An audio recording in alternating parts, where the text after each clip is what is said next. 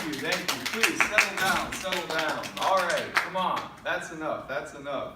Good afternoon, everyone. Happy Monday. Thank you for joining me in the White House press room. We're going to have another productive day in the Trump administration. We have plans for the president to be signing some executive orders just later today. Woo, getting shit done. Now, I know we've gotten off to a rocky start, and I would like to begin today by apologizing on your behalf from you to me. You've treated me pretty badly over the last 2 weeks, and I don't accept your apology. Because I'm not here to be your buddy. I'm here to eat gum and take names.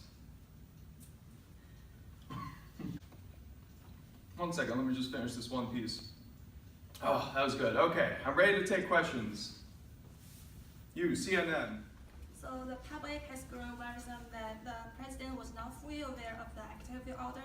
He sent giving chief political strategist Stephen Biegun a seat of the National Security Council.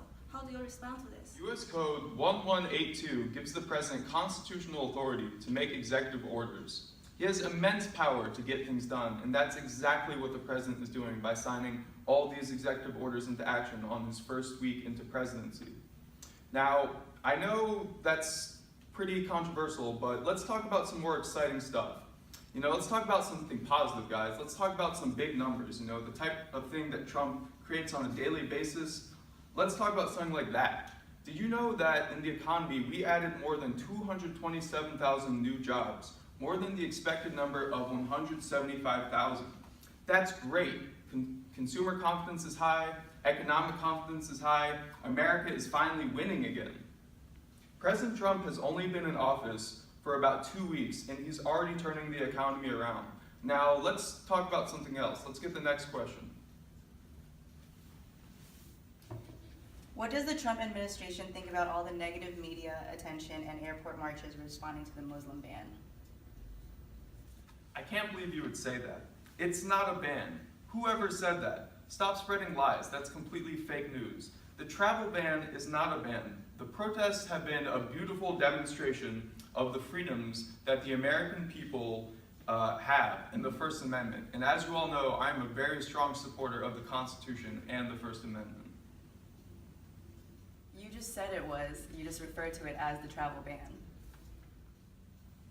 No, I didn't say that. I was just quoting your words. You just called it a travel ban, but it's not a travel ban. It's a Muslim ban. I mean, it's a anti-terrorism initiative.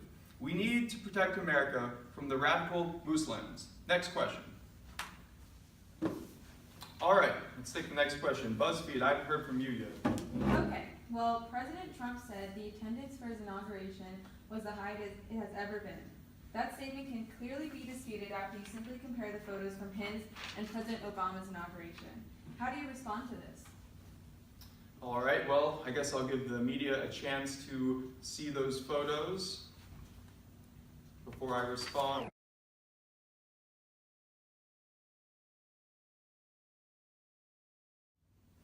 You see, the problem with the media is those photos are clearly fake. Those are completely photoshopped. Those hold no truth to them. Everyone went. Just about everyone in the country was there. It was so packed, people couldn't even get into the city.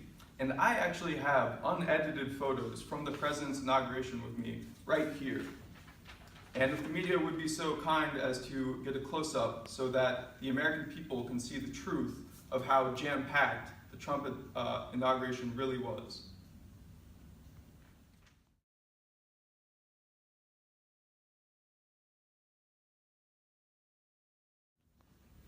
As you can see from the photos, everyone was there. It was jam-packed, especially with African Americans, which also proves that Trump is extremely popular with minorities, as the liberal media has been reporting that he wasn't, which clearly is false, evidenced by those photos. All right, let's get another question. Yes, from BuzzFeed. Mr. Spicer, before President Trump took office, he promised the nation he would not have a conflict of interest between his businesses and the presidency. Now, only a few weeks into his presidency, he has lashed out against Nordstrom's for discontinuing Ivanka's clothing lines. when Nordstrom clearly stated that they were discontinuing them because they had low sales and were becoming unprofitable? How can President Trump claim he has no conflict of interest?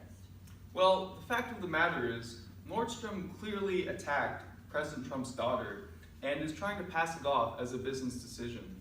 It's not surprising that people are willing to attack President Trump and his family.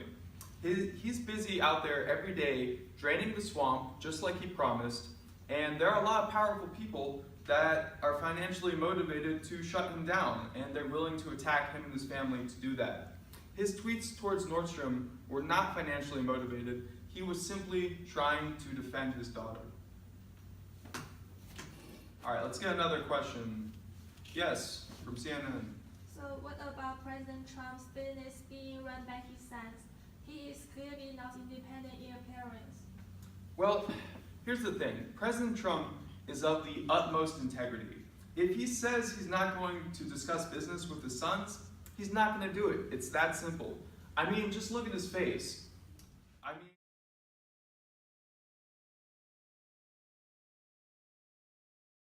mean, that is the most trustworthy face I've ever seen. He cannot be any more independent in appearance. Come on. All right, let's get another question. Yes. In recent news, it's been released that the U.S. military is looking to lease space in the Trump Tower. This is going to cost $1.5 million per year. Knowing the Trump Towers are owned by President Trump, how can this not be a conflict of interest? Guys, you're just beating a dead horse here today. Come on. I mean, how many times do I have to tell you Trump is independent from his businesses? I'm sure that it was someone separate from Trump in the U.S. military that decided to use Trump Towers as a venue. Besides, Trump is basically doing the U.S. military a huge favor, whether he's being compensated or not, because they get to use one of the most, luxurious hotels in the world, a world-class venue. All right, I have time for one more question. Let's see, NBC. President Trump promised that he would force Mexico to pay for the border wall that he is proposing. What will Trump do now that Mexico has refused to even talk about paying for the wall? Well, what people don't understand is that Trump is the greatest negotiator in the world. His negotiating skills are so far beyond our comprehension that what the public sees as a complete diplomatic disaster is actually the president's first play in his master negotiation. I cannot comment on President Trump's plan for how he will convince Mexico to pay for the wall, because he's such a great negotiator that I can't even understand what he's doing. But rest assured, Mexico is going to pay for that $30 billion wall. You have my word on that. Okay, guys. All right, guys, I have lots of important meetings to attend to, so I have to be running. Wait, I still have a question. No, I'm sorry, I'm out of time for today, but I do have a very special surprise for all of you in the press. The new Secretary of Education, Betsy DeVos, has taken some time out of her extremely busy schedule to come answer some questions today. Now, let's keep the questions civil. Let's keep them, pretty simple. I don't want to see any of those shenanigans the Senate was trying to run when Betsy DeVos was getting her confirmation. So let's keep the questions simple here, guys. Now, can we please get a big round of applause for Betsy DeVos? I have a date with some bubble gum.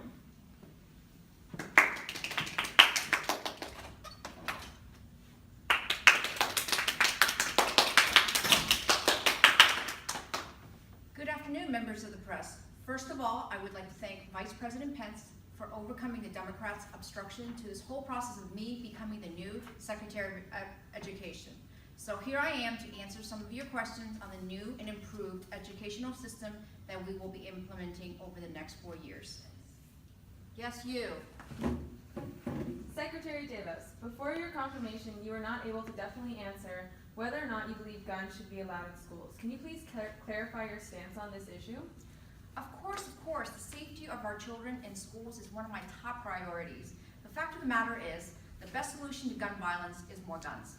Good guys with guns in schools protect bad guys in schools. It's pretty simple. Not only do guns protect against other guns, they will protect against every possible threat there could be in schools. Is your child getting bullied at school? I bet this wouldn't happen if your child had a gun. Or imagine a school is attacked by feral house cats. What else than a gun is going to protect those poor defenseless children from having their faces eaten off? Do you really believe cats are a threat to our children in school? I can definitely assure you that there has been just as many feral cat attacks in schools as there have been grizzly bear attacks in school. That is a fact. I'll take another question. Yes, you. Secretary DeVos, do you believe that all American children should have access to standardized quality education through the public school system, or do you support private schools over the public school system? Under my leadership, every American child will have access to quality education in a privatized education system. You may be asking yourself, what about families that can't afford private education? Well, I'm 5 steps ahead of you. For low-income families, we are going to utilize the wonders of capitalism to provide a grade A education.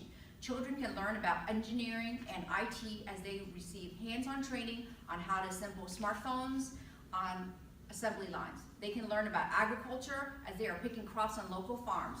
They can learn about science, medicine, and biology as they are taught how to participate in pharmaceutical trials. Secretary DeVos, I believe you just described turning our school system into some type of forced child labor program. You clearly don't understand my plan for our educational system. Liberals are turning our children into a bunch of hypersensitive adolescents with no life skills. My plan for our children will produce a new generation of hardworking Americans that will rival the greatest American generation that fought in World War II. I'll take one last question. No, CNN, I know all about you. Secretary DeVos, what do you have to say to the claims that privatizing the school system will have negative impacts that would be most prevalent in communities with high percentages of minorities in the population? I am shocked that a reporter from NBC News would ask such a question when your network has constantly been under-reporting on the issues that affect minorities. Where was NBC during Hurricane Katrina when minorities were suffering in New Orleans? Where was NBC during the Charleston church shooting? Secretary, NBC covered both of those stories. Is that so? Because as I am speaking, my staff is compiling a list of tragedies that affected minorities where we believe NBC was underreported. And you can be sure that this list will be 100% accurate portrayal of my opinion. Live from Shady Grove, it's BMGT 411, Team 1.